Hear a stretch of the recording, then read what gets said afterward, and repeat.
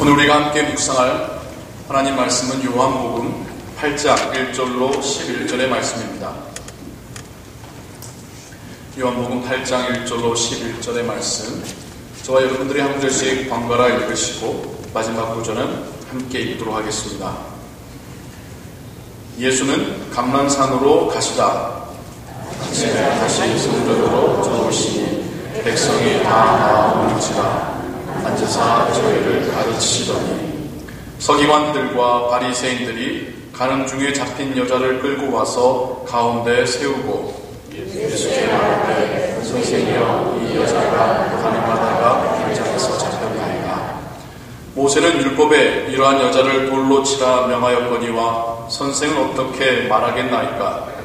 저희가 이렇게 말하면 유수할 조건을 보고자 하여 예수를 시험하니 예수께서 목을 굽히사 손가락으로 땅에 쓰시니 저희가 묻기를 맞이 아니하는지라. 이에 일어나 가라사대 너희 중에 죄 없는 자가 먼저 돌로 치라 하시고 다시 목을 굽히사 손가락으로 땅에 쓰시니 저희가 이 말씀을 듣고 양심의 가책을 받아 어른으로 시작하여 젊은이까지 하나씩 나가고 오직 예수와 그 가운데 섰는 여자만 남았더라.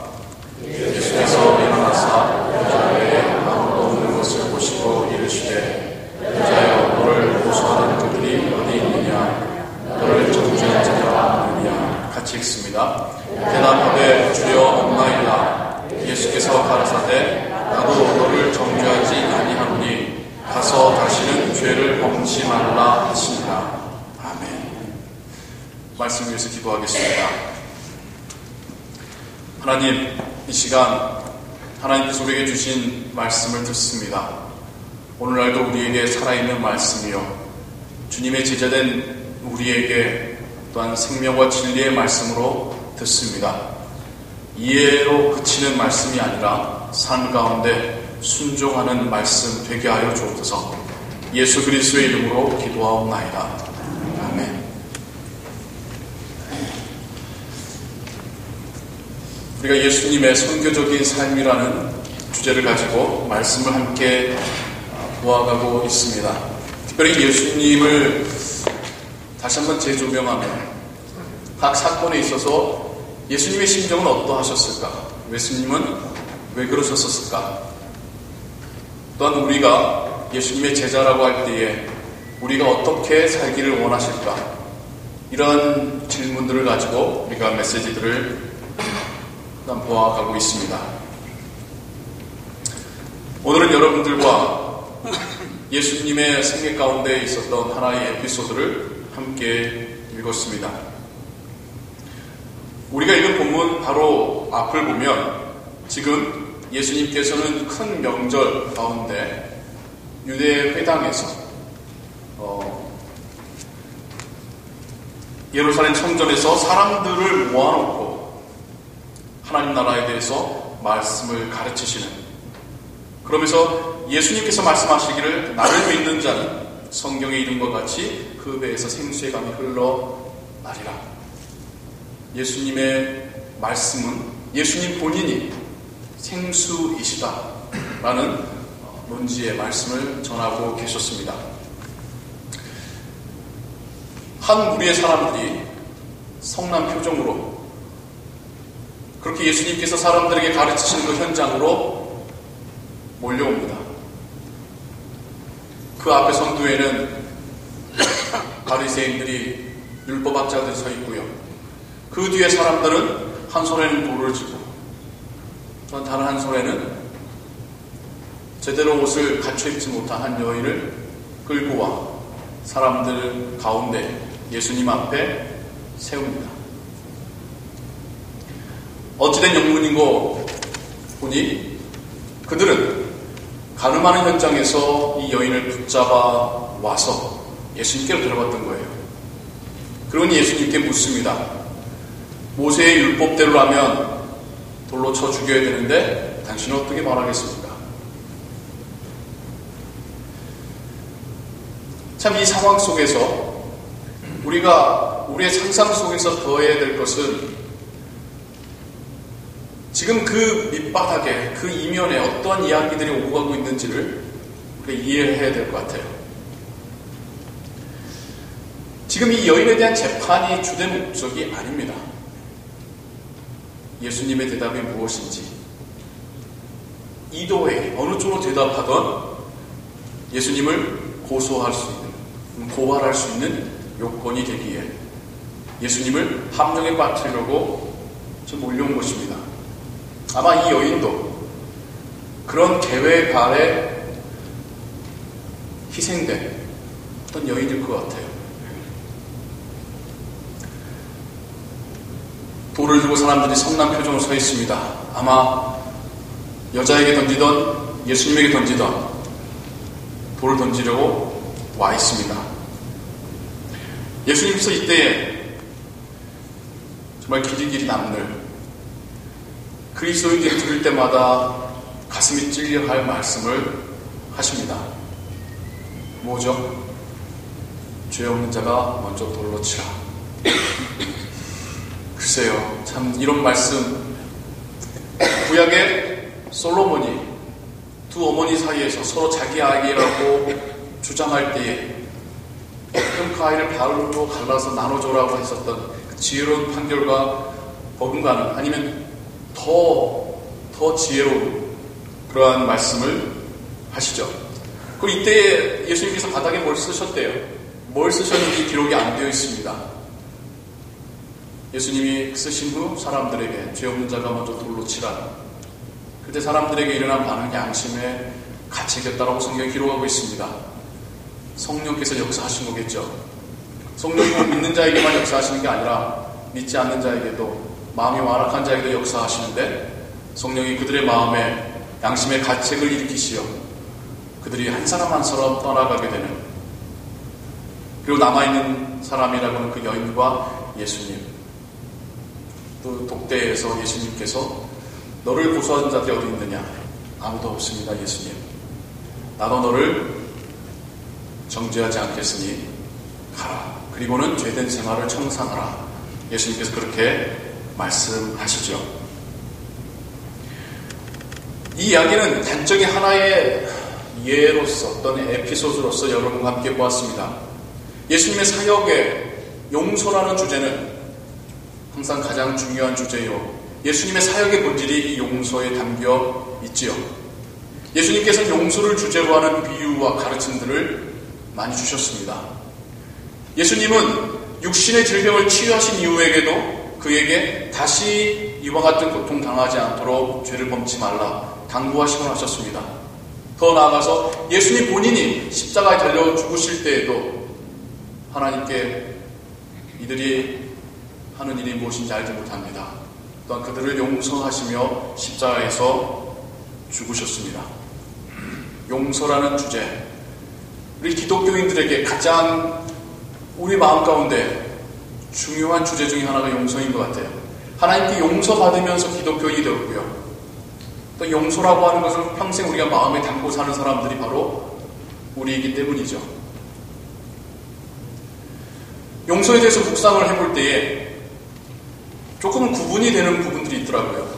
무슨 말인고 하니, 신의 용서, 인간의 용서, 좀 다른 것 같아요.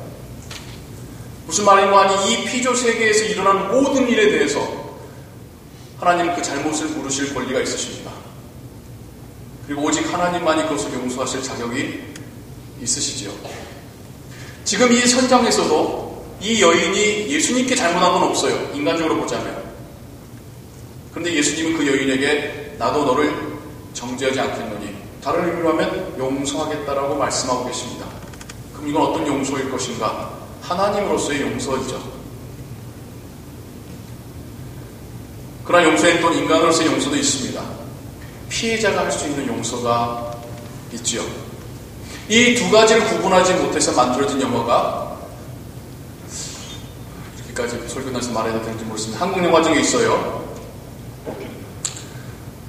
한 아이의 엄마를 치어 죽인 사람이 감옥에서 나는 하나님께 예수님께 용서받았습니다 라는 그따구의 말을 하다가 그 어머니가 정말 하나님마저도 믿지 않게 되는, 아주 저게 뭘 말하려는지, 기독교를 비양하는 건지 기독교를 조롱하는 건지 모를 그런 영화가 하나 있었죠. 저는 그 영화를 볼 때 감독은 기독교에서 말하는 용서를 오해하고 있구나라는 생각을 했습니다. 기독교에서 말하는 용서는 하나님께서 용서하셨기 때문에 모든 것이 끝났다의 용서가 아닙니다. 우리끼리의 용서도 필요한 거죠. 용서에 합당한 열매도 필요한 거고요. 용서를 통한 변화가 있어야 되는 것이죠. 예수님께서 우리에게 용서를 말씀해 주실 뿐만 아니라 보여주고 계십니다. 용서에 대한 예수님의 가르침 중 주기도문이 있습니다. 여러분, 주기도문 외우시거나 고백하실 수 있으십니까? 어떻게 시작하죠? 하늘에 계신 우리 아버지여, 이름이 거룩히 여김을 받으시오며 나라의 임하옵시며 뜻이 하늘에서 이룬 것 같이 땅에서도 이루어지이다. 오늘날 우리에게 일용할 양식을 주옵시고 우리가 우리에게 죄진 자를 사하여 준 것 같이 우리의 죄를 사하여 주옵시고. 그 다음 건 나중에요. 예수님께서 제자들에게 기도를 가르쳐 주시는데요, 앞에 세 문장은 하나님의 나라, 하나님의 이름, 하나님의 영광을 위하여, 하나님의 뜻을 위하여서 기도하게끔 가르치신 다음에 그 다음에 우리를 위해서 기도하게끔 가르치시는데, 그 첫 번째가 일용할 양식이에요. 영어로 하자면 daily bread. 더 쉽게 말하자면 오늘 필요한 양식을 하나님 우리에게 주옵소서. 그렇다고 한다면 이 기도는 얼마만에 해야겠습니까? 매일 해야 되는 거예요. 왜냐하면 오늘 필요한 것을 오늘 구했으면 내일은 내일 필요한 것도 내일 또 구하면서 그 하루를 하나님께 의지하며 살아가야 되니까요. 그러면서 하나님께서 그 다음에 가르쳐 주신 것이 우리가 우리에게 죄진 자를 용서한 것처럼 하나님 우리를 용서하여 주옵소서. 거기에 분명히 하나님의 용서와 우리의 용서가 함께 있더라는 것입니다. 그렇다고 한다면 제가 주기도문에서 데일리 브레드 때문이라도 매일 기도해야 된다고 한다면 용서는 얼마 만에 해야 될까요? 용서도 매일 해야 합니다. 용서도 그날 내 마음 가운데 있는 이 문제들을 해결하지 못하고 잠자리에 든다면, 이것이 내 마음속에서 계속 쌓여져만 간다면 우리 안이 건강을 잃게 됩니다. 우리 내면의 기쁨과 감사가 사라지게 됩니다. 우리가 하나님을 바라보던 그 눈의 시력을, 믿음의 시력을 잃게 됩니다. 불만스러운 것만 보게 되고 원망만 쌓이게 되고 오해만이 커져가게 되는 것이죠. 용서라는 게 꼭 내가 용서받았으니까 용서해야 된다라는 그 이야기도 맞는 이야기지만, 우리가 주님의 제자답게 살기 위해서도 우린 용서가 필요합니다. 한 번쯤 다 경험하셨잖아요. 마음에 누가 너무 미워요. 그럼 여러분 편하십니까? 저는 변합니다. 제 경우는 저도 사람인지라 목사도 누구 미워할 때 있어요. 미워하면요 제가 변나요. 하여간 몸살이 나던 뭐 소화가 안 되던 알아 누워요. 그러니까 그러기 전에 빨리 용서하고 마음에서 털어버려야지 제가 자유함을 얻더라고요. 그만큼 우리 안에 뭐 이렇게 신비롭게 생각하지 마시고요. 우리 안에 아픈 상처와 원망의 마음을 갖고 있으면 그게 죽이는 거는 그 사람이 아니라 나더라는 거죠. 그게 내 안에 있는 한 우리가 주님의 제자로서 산다는 것은 거의 불가능합니다. 내 안에 미움이 있는데 어떻게 성경 말씀 읽으면서 이게 이해가 되고 은혜롭겠습니까? 미움이 있을 때 여러분 찬양이 됩니까? 안 되잖아요. 묵상이 됩니까? 안 되잖아요. 우리가 주님의 제자답게 사는 것을 결정적으로 막는 것 중에 하나는 우리 안에 있는 미움, 용서하지 못한 그것들이 우리 내면을 죽여가더라고요. 말려가더라고요. 용서에 대해서 한국의 어떤 목사님께서 하신 이야기 중에 또 참 제 생각에 와닿는 이야기가 있었어요. 우리는 하나님도 용서해야 된다라는 말씀을 하더라고요. 제목만 들으면 조금 갸우뚱하시죠? 하나님이 용서의 주체이지 우리가 어떻게 하나님을 용서할 수 있는 용서의 객체나 용서의 대상이 될 수 있을까? 그 말에 그분의 설명을 들어보니 뭐냐면 우리는 다 하나님에 대해서 원망과 오해와 불신을 갖고 있다는 겁니다. 왜? 내가 하나님께 기도했는데 왜 하나님 안 들어주셔요? 내 삶에 내가 왜 이렇게 힘들어야 돼요? 우리가 다 그걸 하나님께 원망하고 하나님 생각보다 잘 역사 안 하시는구나 불신하고 하나님 그런 하나님 아니셨네 오해하더라는 거예요. 근데 그건 우리가 하나님에 대해서 제대로 알지 못하기 때문에 생긴 우리 안의 상처들인데 그 원망과 불신과 오해가 우리가 하나님께 나아가는 것, 하나님께 기도하는 것을 어느 순간 막고 있더라는 겁니다. 어느 순간 기도 안 하더라는 거예요. 어느 순간 성경 안 읽더라는 거예요. 어느 순간 하나님께 묻질 않더라는 거예요. 하나님을 믿는다라고 하는 명찰표를 달고 살지만 진짜 하나님과의 관계를 안 하고 살더라는 거예요. 왜? 하나님에 대한 서운함이 있으니까. 그래서 그분이 아이러니한 표현으로 우리는 하나님도 용서해야 된다. 내 안에 있는 하나님에 대한 오해와 불신과 원망을 우리가 내려놓을 때에 그래서 하나님을 하나님답게 볼 때에 우리의 관계가 다시 회복될 수 있을 것이다 라고 하신 그 말씀이 또한 떠올라 여러분과 함께 나눕니다. 우리 안에 있는 그 아픈 마음들은 모든 것을 망가뜨립니다. 특별히 관계를 망가뜨리죠. 어떤 사람과의 불편한 관계는요, 그 사람만과 사이가 안 좋은 게 아니에요. 그게 다른 사람들과의 관계 속에서 다 영향을 미치지 않습니까? 내 마음이 불편한데.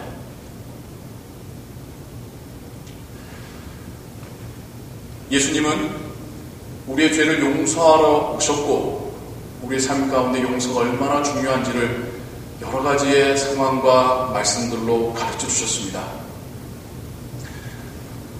오늘의 주제는 너무나도 분명하고 심플합니다. 우리 용서해야 합니다. 내 안에 있는 그 사람들을 용서해야 합니다.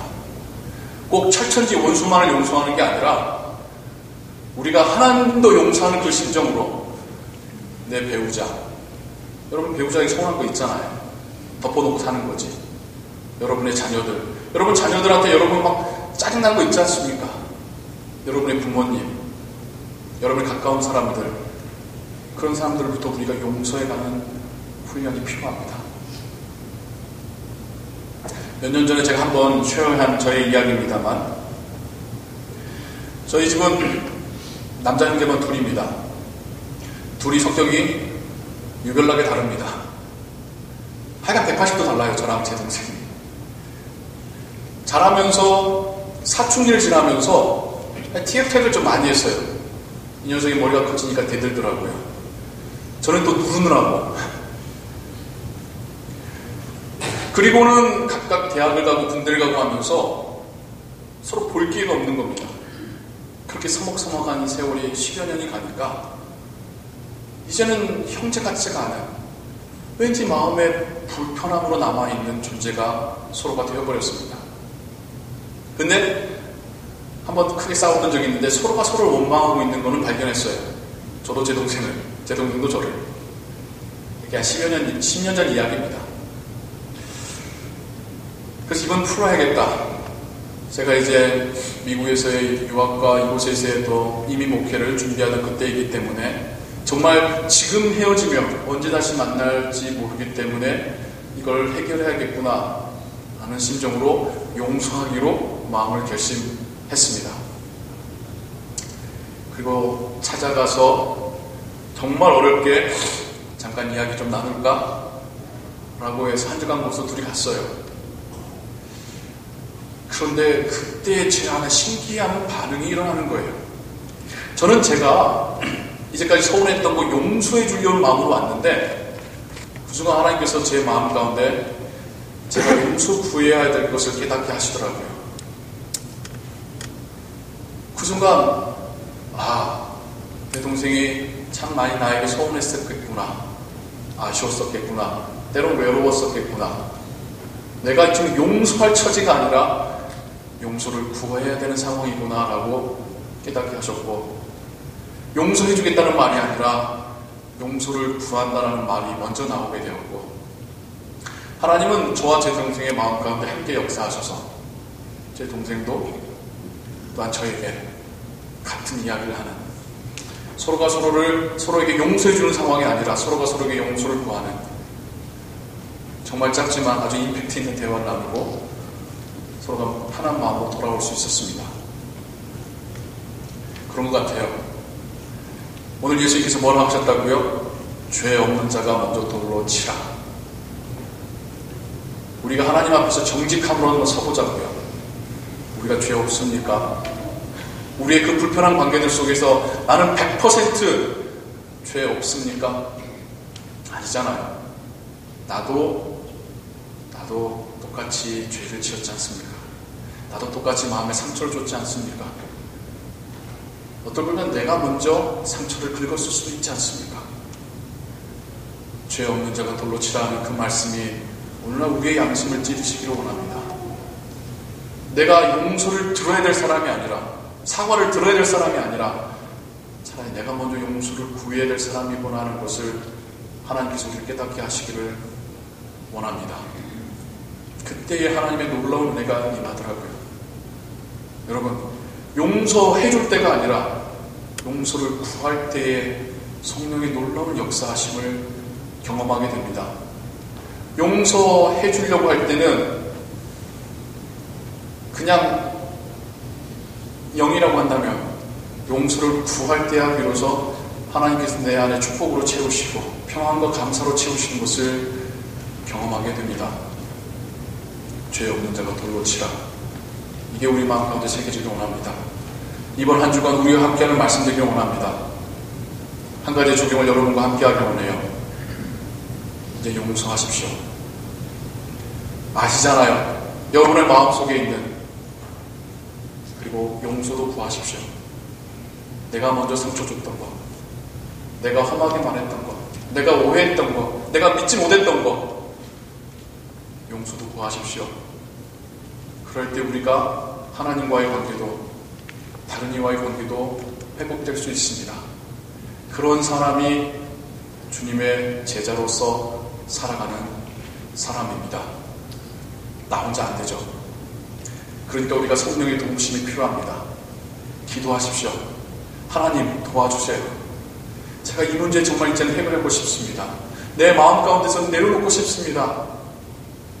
제가 용서를 받아야 될 사람이 아니라 용서를 구해야 될 사람이라는 걸 깨닫게 하시고 저에게 용서 구할 수 있는 용기를 주세요. 분명 하나님께서 우리를 도와주십니다. 하나님께서 역사하신 것을 경험하시게 될 것입니다. 하나님의 놀라운 평안을 여러분 누리게 되실 것입니다. 주님의 제자로 살아가신 오늘 하루 되시기를, 이 한 주간 되시기를 예수 그리스도의 이름으로 축원합니다. 기도하겠습니다. 하나님, 우리는 우리가 피해자라고만 생각합니다. 그래서 사과를 들어야겠다고만 버티고 있었습니다. 하지만 주님의 말씀을 통해서 나도 또한 죄인이었음을, 나도 또한 가해자였음을, 나도 또한 용서를 구해야 되는 사람이었음을 깨닫게 하십니다. 하나님, 우리가 주님의 제자 된다라는 것, 하나님의 자녀 된다라는 것, 변화된 삶을 산다라는 것, 이런 놀라운 일들이 우리에게서 일어난 증거일 줄로 믿습니다. 하나님, 우리가 가지고 있는 힘으로는 부족합니다. 여전히 내 안에서는 버티고 완강한 마음이 있습니다. 성령께서 도와주옵소서. 우리가 먼저 하나님 앞에서 정직해지게 하시고 성령이 우리의 양심을 찌르게 하시고 우리의 입술로 용서를 구할 수 있는 용기를 주옵소서. 하나님의 놀라운 역사하심과 평안과 기쁨과 감사를 우리가 회복하게 하여 주옵소서. 우리의 가까운 사람부터, 우리의 가족부터, 내가 사랑하는 사람부터, 그리고 하나님에 대해서부터 그렇듯 관계를 회복해 가는 은혜가 있게 하여 주옵소서. 예수 그리스도의 이름으로 기도하옵나이다.